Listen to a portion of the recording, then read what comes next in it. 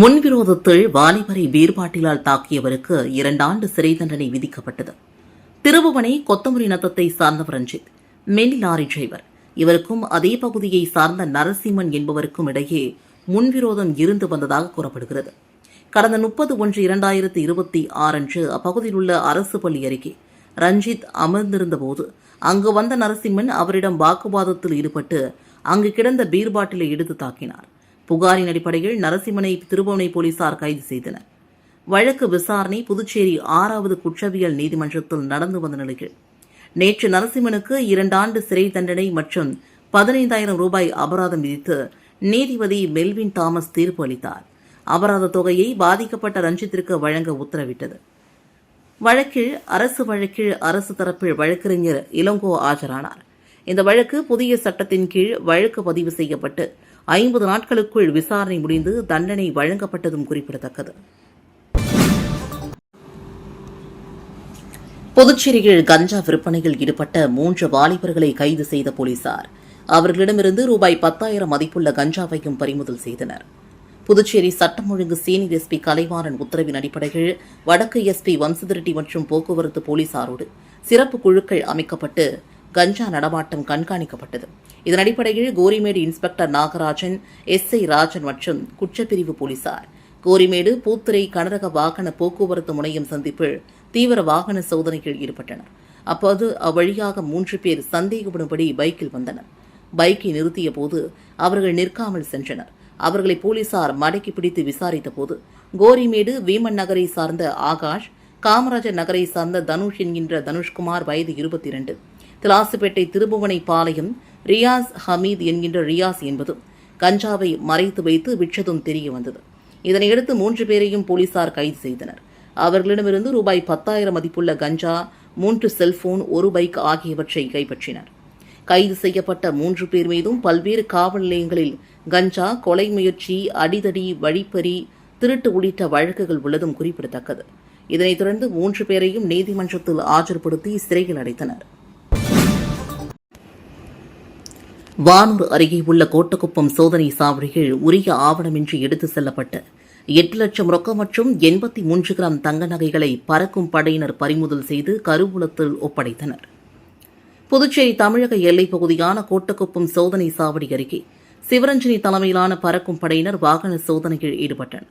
அப்போது அவ்வழியாக வந்த அரசு பேருந்தில் சோதனை செய்தபோது கடலூர் நந்தவெளி ரோட்டினை சார்ந்த ராஜாங்கம் என்பவர் உரிய ஆவணமின்றி 8,54,500 ரூபாய் பணம் மற்றும் 83 கிராம் தங்க நகை எடுத்து சென்றதும் தெரியவந்தது.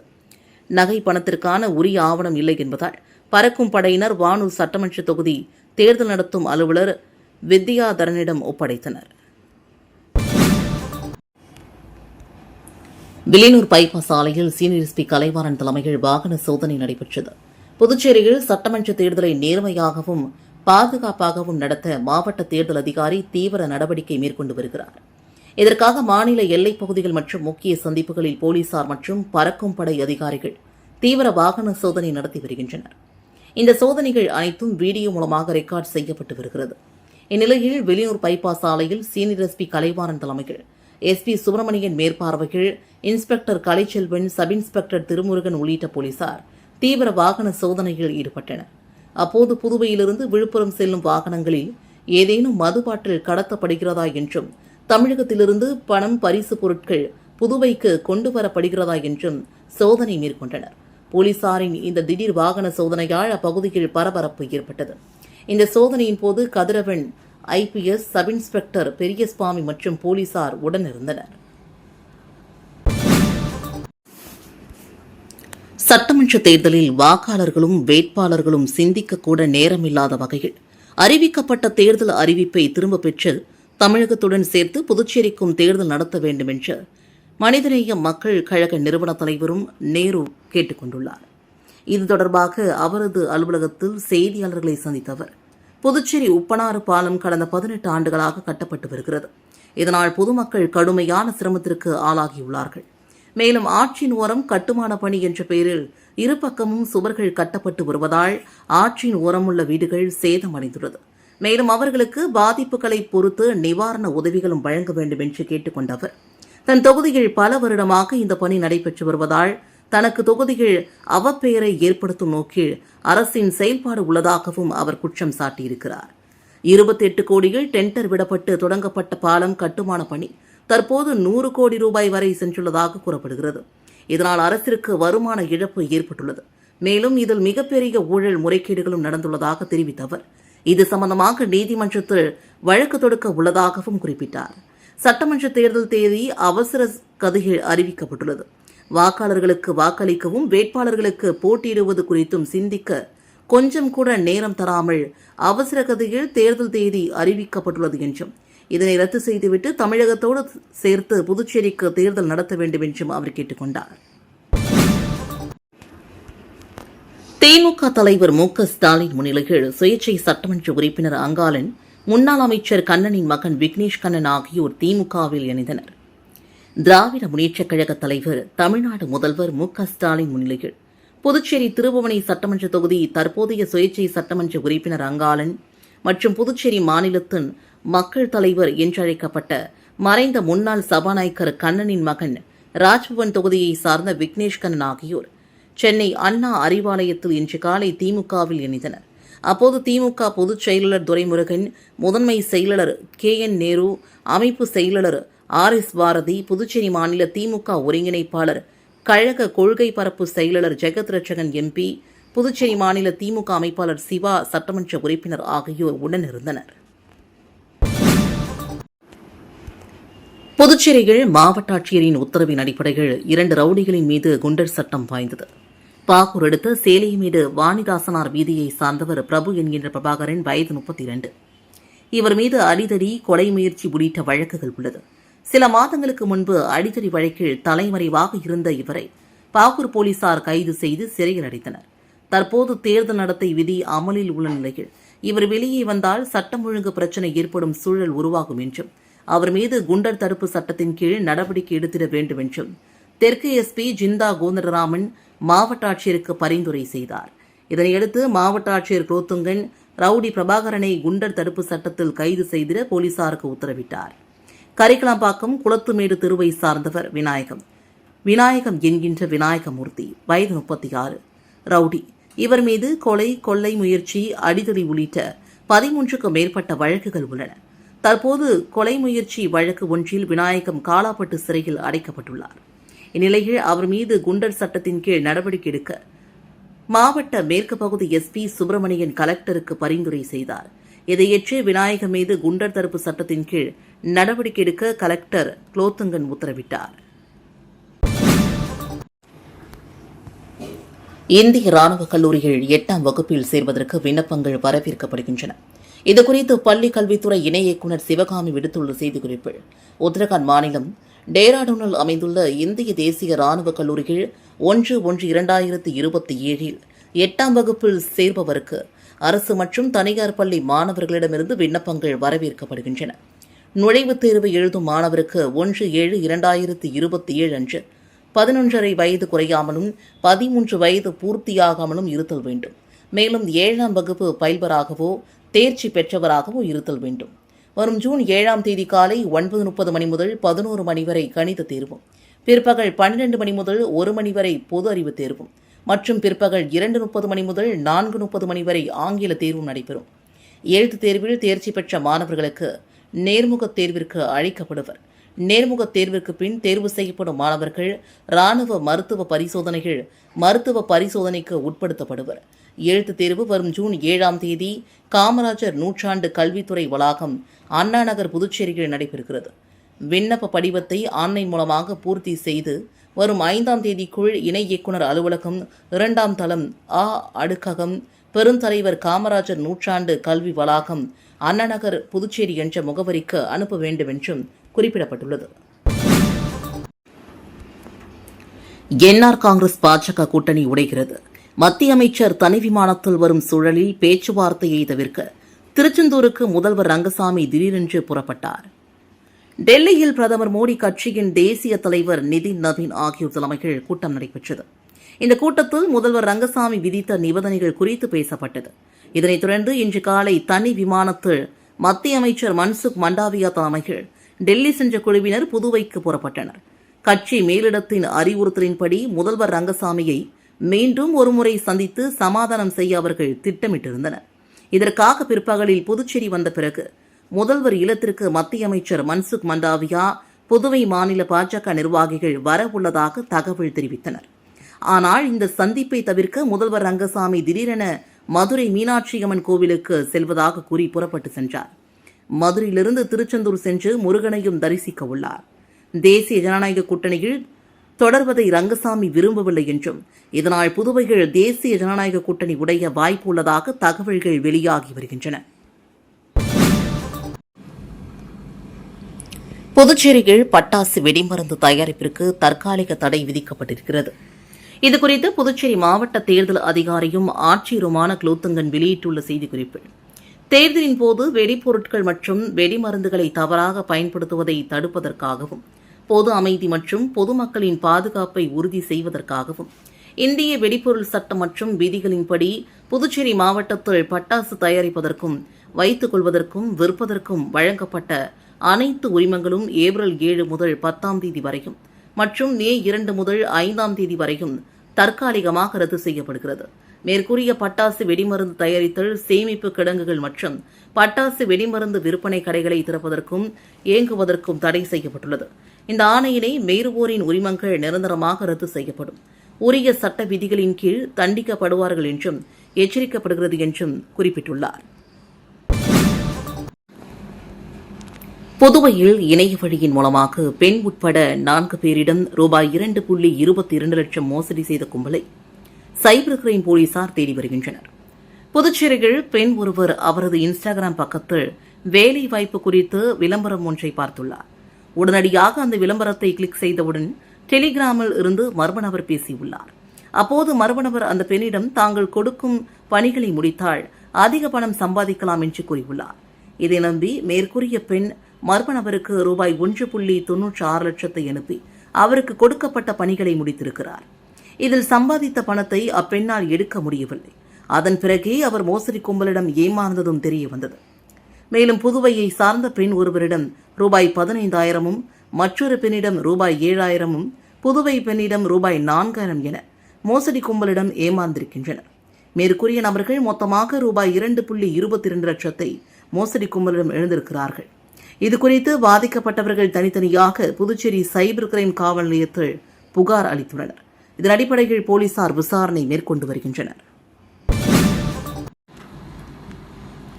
புதுச்சேரி காமராஜர் நகர் தொகுதியில் மக்கள் பிரச்சினைகளுக்கு உடனுக்குடன் தீர்வு கண்ட லட்சிய ஜனநாயக கட்சியின் தலைவர் திரு ஜோஸ் சார்லஸ் மார்டின் அவர்களை பொதுமக்கள் பெருவாரியான வாக்கு வித்தியாசத்தில் வெற்றி பெற செய்வோம் என்று முழக்கமிட்டனர். லட்சிய ஜனநாயக கட்சியின் தலைவர் ஜோஸ் சார்லஸ் மார்டின் அவர்களின் தாரக மந்திரமான சொல் அல்ல செயல் என்ற கொள்கையை நனவாக்கும் வகையில் காமராஜர் நகர் சட்டமன்ற தொகுதிக்குட்பட்ட பொறையார்குளம் பகுதியில் அவர் தீவிர தேர்தல் பிரசாரம் மேற்கொண்டார். முன்னதாக அப்பகுதியில் அமைந்துள்ள ஸ்ரீ பொறையாத்தம்மன் ஆலயத்தில் நடைபெற்ற சிறப்பு பூஜையில் கலந்து கொண்டு சுவாமி தரிசனம் செய்தார். தொடர்ந்து வெங்கடேஸ்வரா நகர் மற்றும் பாலாஜி நகர் பகுதிகளில் வீடுதோறும் சென்று லட்சிய ஜனநாயக கட்சிக்கு வாக்குகள் சேகரித்தார்.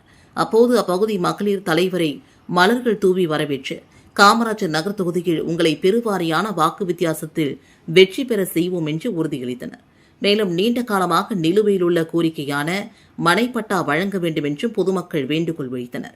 இதனைத் தொடர்ந்து வெங்கடேஸ்வரா நகர் பகுதியில் நடைபெற்ற பிரசாரத்தின் போது பாலன், சந்துரு, சிவா, கோகுல் உள்ளிட்ட லட்சிய ஜனநாயக கட்சியின் நிர்வாகிகளின் தலைமையில் தலைவர் ஜோஸ் சார்லஸ் மார்டின் அவர்களுக்கு ஆள் உயர மாலை அணிவித்து சிறப்பான வரவேற்பும் அளிக்கப்பட்டது. இதில் திரளான பொதுமக்கள் கலந்து கொண்டனர். வீடுதோறும் மக்களை சந்தித்த போது மருத்துவ வசதி, குடிநீர், வாய்க்கால் பிரச்சினை, சாலைகளை புதுப்பித்தல் உள்ளிட்ட அடிப்படை தேவைகள் குறித்து பொதுமக்கள் முன்வைத்த கோரிக்கைகளை உடனுக்குடன் பதிவு செய்து அவற்றை தீர்க்க தனது தனி குழுவினரை நேரடியாக அழைத்து உடனடி நடவடிக்கை எடுக்குமாறு தலைவர் உத்தரவிட்டார். இதனைக் கண்டு அப்பகுதி மக்கள் ஆச்சரியத்துடன் பாராட்டி இவ்வாறு உடனடி தீர்வு அளிக்கும் செயல்பாட்டை இதற்கு முன்பு எந்த தலைவரும் மேற்கொள்ளவில்லை என்றும் வியப்புடன் தெரிவித்தனர். இந்த நிகழ்ச்சியில் சட்டமன்ற உறுப்பினர் ரிச்சர்ட் ஜான்குமார், செயலாளர் சுரேஷ் மற்றும் நிர்வாகிகள் கோகுல், மாறன், பழனி, பாலன் உள்ளிட்ட மற்றும் பொதுமக்கள் பலரும் கலந்து கொண்டனர். தேர்தல் ஆணையம் லட்சிய ஜனநாயக கட்சிக்கு தர்பூசணி சின்னம் வழங்கியுள்ளது. இதனால் ஜோஸ் சார்லஸ் மார்டின் மகிழ்ச்சி அடைந்துள்ளார். ஜோஸ் சார்லஸ் மார்டின் தலைமையிலான லட்சிய ஜனநாயக கட்சிக்கு தேர்தல் ஆணையம் தர்பூசணி சின்னத்தை ஒதுக்கியுள்ளது. இதற்கு அவர் மகிழ்ச்சி தெரிவித்துள்ளார். இதனைத் தொடர்ந்து காமராஜ் தொகுதி உட்பட்ட சுந்தரமூர்த்தி நகர், கவிக்குழ் நகர், முத்துரங்க செட்டிகர் நகர் உள்ளிட்ட பல்வேறு பகுதிகளில் ஜோஸ் சார்லஸ் மார்டின் தீவிர பிரசாரம் மேற்கொண்டார். முன்னதாக அருள்மிகு ஸ்ரீ புத்து கருமாரியம்மன் ஆலயத்தில் நடைபெற்ற சிறப்பு பூஜையில் கலந்து கொண்டு சுவாமி தரிசனம் செய்தார். பின்னர் அப்பகுதி மக்கள் அவருக்கு உற்சாகமான வரவேற்பு அளித்தனர். தொடர்ந்து வீடு வீடாக சென்று வாக்கு சேகரித்த அவர் மகளிர் மற்றும் இளைஞர்கள் உள்ளிட்ட பொதுமக்களிடம் ஆதரவு தெரிவித்து உங்களை வெற்றி பெற செய்வோம் என்று உறுதி தெரிவித்தனர். மேலும் கட்சியின் தர்பூசணி சின்னத்தை மக்களிடையே அறிமுகப்படுத்தும் வகையில் அப்பகுதி மக்களுக்கு தர்பூசணி பழங்களை வழங்கியும் அவர் வாக்கு சேகரித்தார். தொடர்ந்து ஸ்ரீ ராமச்சந்திர மூர்த்தி ஆஞ்சநேயர் ஆலயத்தில் சுவாமி தரிசனம் செய்தார். அப்போது கோவில் நிர்வாகிகள் அவருக்கு பாரம்பரிய முறைகள் வரவேற்பு அளித்தனர். இந்த நிகழ்ச்சியில் சட்டமன்ற உறுப்பினர் ரிச்சர்ட் ஜான்குமார், பொதுச் செயலாளர்கள் சுரேஷ் துரைசாமி, பிரபாகரன், பரப்புரை பொதுச் செயலாளர் தாடி பாலாஜி, தொண்டரணி மாநில தலைவர் மதன் உள்ளிட்டோர் மற்றும் தொகுதியின் நிர்வாகிகள் சிவா, குணசேகரன், ஆறுமுகம், குமார், பெருமாள், பழனி உள்ளிட்ட பலரும் பங்கேற்றனர். புதுச்சேரி காமராஜர் நகர் தொகுதிகள் மார்வாடி நலசங்கம் சார்பில் லட்சிய ஜனநாயக கட்சியின் தலைவர் திரு ஜோஸ் சார்லஸ் மார்டின் அவர்களுக்கு உற்சாக வரவேற்பு அளிக்கப்பட்டது. புதுச்சேரி காமராஜர் நகர் தொகுதிக்குட்பட்ட அரிஹந்த் அவென்யூ அபார்ட்மெண்டில் லட்சிய ஜனநாயக கட்சியின் தலைவர் ஜோஸ் சார்லஸ் மார்டின் அவர்கள் பிரசாரம் மேற்கொண்ட பொழுது மார்வாடிகள் நலச்சங்கம் சார்பில் மார்வாடி மக்களை சந்தித்தார். அப்போது அவர்கள் சில கோரிக்கைகளை முன்வைத்தனர். கோரிக்கைகளை நிறைவேற்றுவதாகவும் உறுதியளித்தார். புதுச்சேரியின் முன்னேறுவதற்கான திட்டங்கள் அடங்கிய புத்தகங்களையும் அவர்களுக்கு வழங்கினார். மார்வாடி சமுதாய மக்கள் லட்சிய ஜனநாயக கட்சியின் தலைவர் ஜோஸ் சார்லஸ் மார்டின் அவர்களிடம் சேர்ந்து புகைப்படம் எடுத்துக்கொண்டு லட்சிய ஜனநாயக கட்சியின் தலைவர் ஜோஸ் சார்லஸ் மார்டின் அவர்களை வெற்றி பெற வாழ்த்துக்களையும் தெரிவித்தனர். புதுச்சேரியில் உலக சிட்டுக்குருவி தினம் பொதுமக்களுக்கு 1000க்கும் மேற்பட்ட செயற்கை கூடுகள் வழங்கிய நிகழ்ச்சி. புதுச்சேரி உலக சிட்டுக்குருவி தினத்தை முன்னிட்டு புதுச்சேரியில் இயற்கை ஆர்வலர்கள் மற்றும் தனியார் நிறுவனம் இணைந்து சிட்டுக்குருவிகளை பாதுகாக்கும் உன்னத பணியில் ஈடுபட்டுள்ளனர். புதுச்சேரி அருணா லேப் மற்றும் புதிதாய் உதயமாகியுள்ள சிடி ஸ்கேன் நிறுவனம் சார்பில் 5ஆம் ஆண்டாக இன்று பொதுமக்களுக்கு சிட்டுக்குருவி கூண்டுகள் விலையில்லா அன்பளிப்பாக வழங்கப்பட்டன. அழிந்து வரும் சிட்டுக்குருவி இனத்தை மீட்டெடுக்கும் நோக்கில் தொடங்கப்பட்ட இந்த முயற்சியின் மூலமாக கடந்த 5 ஆண்டுகளில் இதுவரை 1000க்கும் மேற்பட்ட கூடுகள் பொதுமக்களிடம் ஒப்படைக்கப்பட்டுள்ளன என்பதும் குறிப்பிடத்தக்கது. இந்த சிறப்பு நிகழ்விற்கான அனைத்து ஏற்பாடுகளையும் அருண் பசுமை இயக்கம் நிறுவனர் திரு அருண் அவர்கள் முன்னின்று செய்து கொடுத்தார். சிட்டுக்குருவிகள் மீண்டும் நம் வாசல் தேடி வர வேண்டும் என்ற உயரிய நோக்கத்தில் முன்னெடுக்கப்படும் இந்த செயல்பாடு சமூக ஆர்வலர்களிடையே பெரும் வரவேற்பை பெற்றுள்ளது.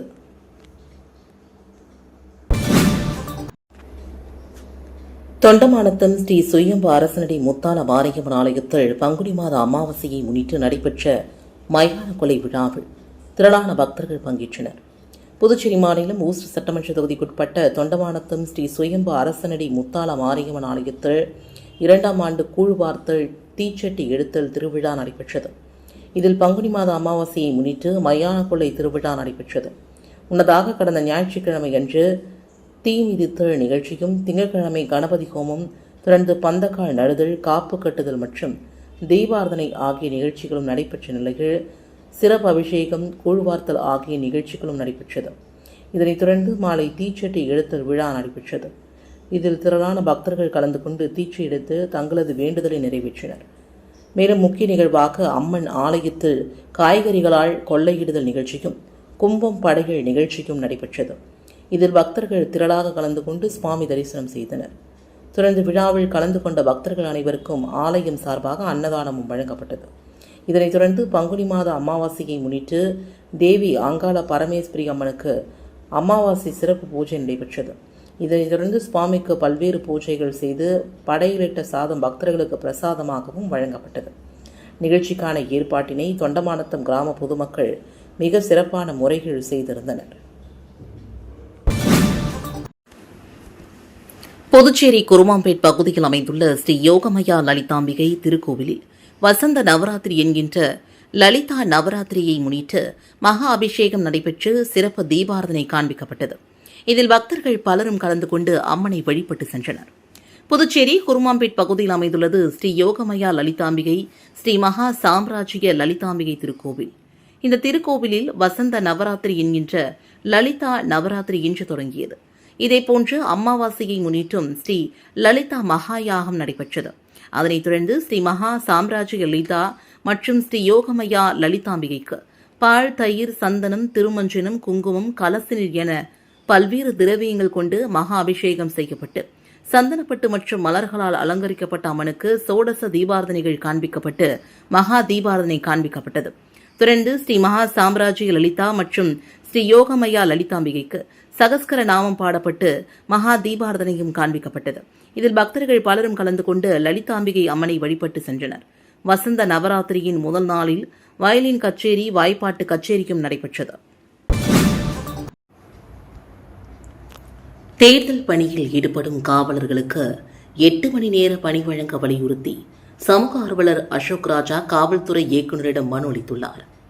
இது தொடர்பாக அவர் அளித்துள்ள மனுவில், புதுச்சேரியில் தற்போது தேர்தல் நன்னடத்தை விதிமுறைகள் அமலில் உள்ள நாளிலிருந்து புதுச்சேரி அரசு துறையில் உள்ள அனைத்து துறைகளிலும் உள்ள ஊழியர்களை தேர்தல் பணிக்காக அந்தந்த துறையை சார்ந்த தலைமை அதிகாரிகள் நியமித்துள்ளார்கள். அதில் ஈடுபடும் அனைத்து அரசு துறை ஊழியர்களுக்கும் 3 ஷிப்ட் முறைகள் தலா 8 மணி நேரம் பணி வழங்கியுள்ளார்கள்.